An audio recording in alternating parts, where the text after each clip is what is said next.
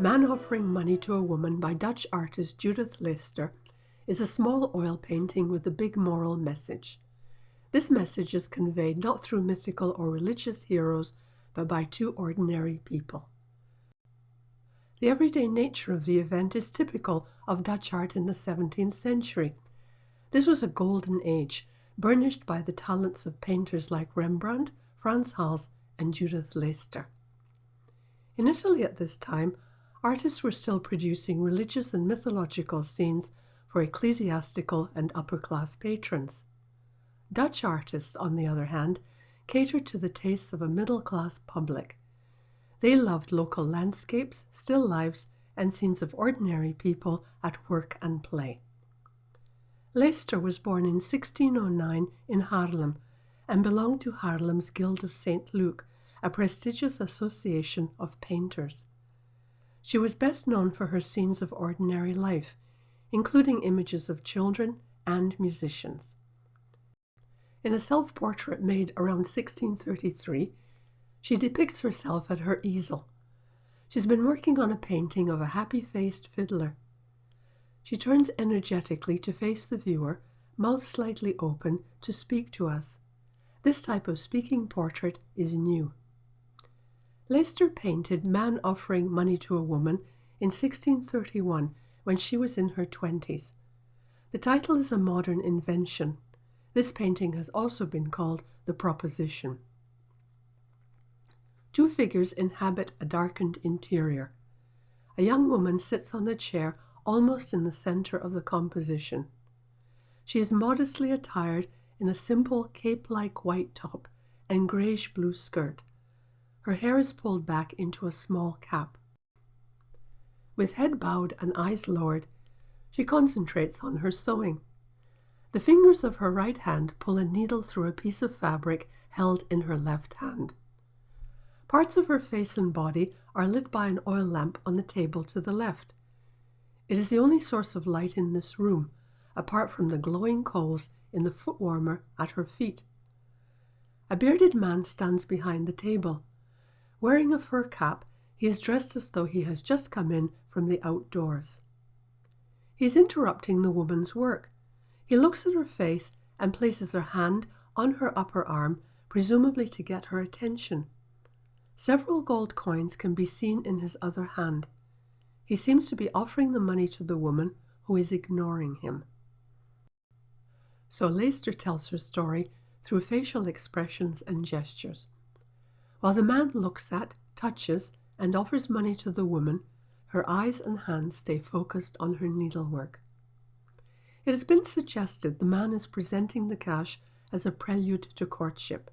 That is, a wealthy suitor is asking a poor seamstress for her hand in marriage. It seems more likely, however, that he is offering the money in exchange for sex. The handful of coins probably represents much more money than the woman would earn if she spent the whole night sewing or embroidering. There is no doubt the man and his gesture are unwelcome. The woman's virtue lies in her rejecting his offer, whether it's a one-night stand or marriage for money. The interpretation of Leyster's concise narrative depends not only on our observation of the figure's glances and gestures, but also on what the viewer is expected to know. For example, the virtue of Leyster's heroine is certain. A woman depicted sewing or spinning in a domestic interior has been, since the 6th century BC, instantly recognizable as a good, hard-working, and modest woman. Leyster's contemporaries continued to associate good women with needlework. A poem, written in 1629 by Gilles Jacobs Quintin of Haarlem, declares that chastity and handiwork go hand in hand. Addressing mothers, he advises, "Keep your daughter with you at home. Set her to sewing and spinning, and lacework too, instead of courting." This brings us to the seamstress's foot warmer. Contemporary sayings praise the foot warmer for the comfort it provides and encourage suitors to imitate it in terms of warmth and pleasantness. The man in Leyster's painting uses money rather than warmth to tempt the woman, and so she chooses the companionship of the heater. Leyster did paint less reputable women as lessons for contemporary women on how not to behave. Her carousing couple, for instance, dates to about 1630. Two details suggest the woman's virtue is in question. Her companion is a musician, and she holds a jug and a glass of wine.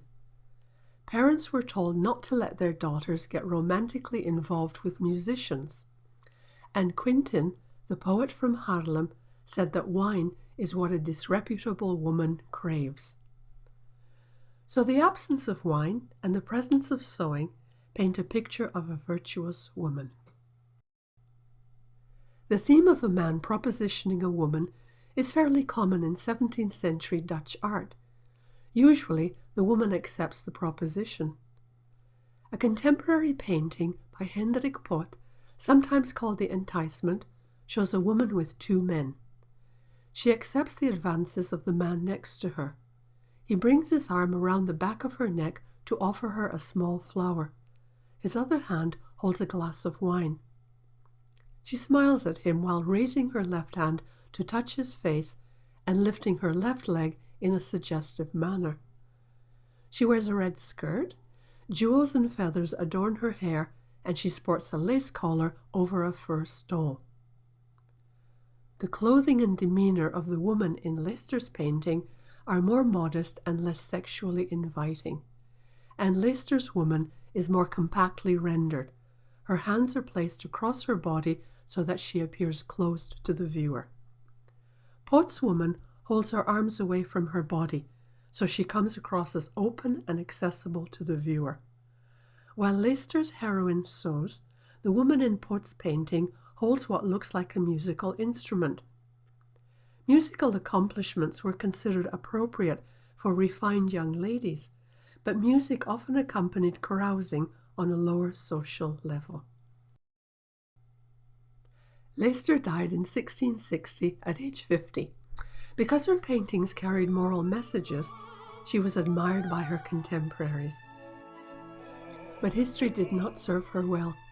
Most of her work was attributed to male painters like Frans Hals and her husband Jan Molenaar.